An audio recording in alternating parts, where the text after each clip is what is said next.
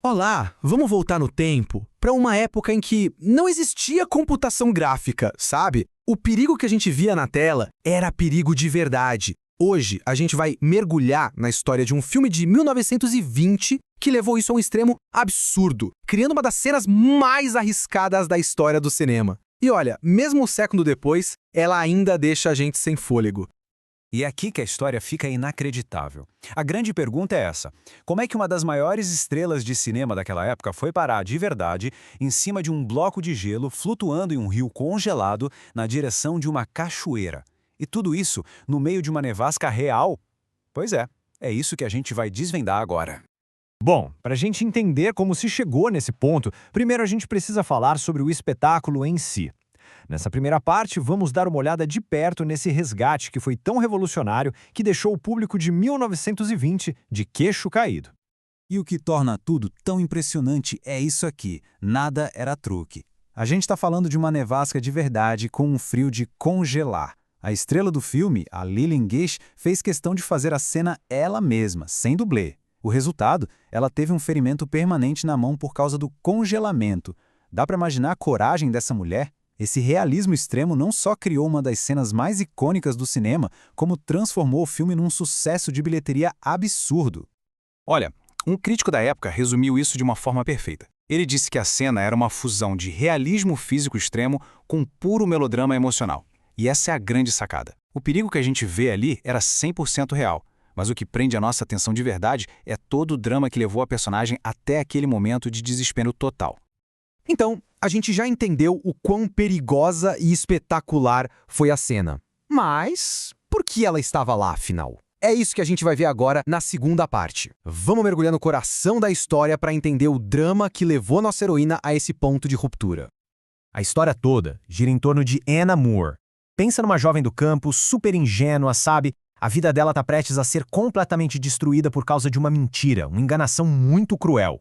E é a jornada trágica dela que dá toda a força para o filme.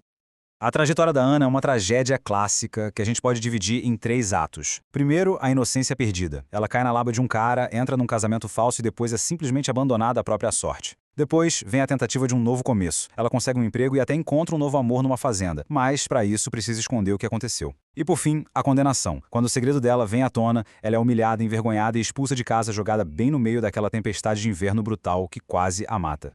Só que a história da Anna não era só sobre a vida dela. Na verdade, o filme usou o drama dela para fazer uma crítica bem direta à sociedade da época. E isso leva a gente para a terceira parte, a mensagem super poderosa que estava por trás de tudo isso. Way Down East é o exemplo perfeito de um gênero que a gente chama de melodrama moral. E como está aqui na definição, a ideia era basicamente essa: usar emoções muito fortes, tipo a pena e a torcida que a gente sente pela Anna, para apontar o dedo para a hipocrisia e a intolerância da sociedade, e ao mesmo tempo falar de redenção, de perdão. E aqui a gente vê o conflito central de forma bem clara. De um lado, você tinha a moralidade super rígida daquela sociedade que julgava as mulheres de forma cruel e era cheia de hipocrisia. Do outro lado, a resposta do diretor W. W. Griffith. O que ele fazia? Usava closes super intensos e emocionantes para a gente se conectar com a Anna, focava na inocência e no sofrimento dela e construía uma narrativa poderosa sobre redenção. Era literalmente o cinema lutando contra a intolerância.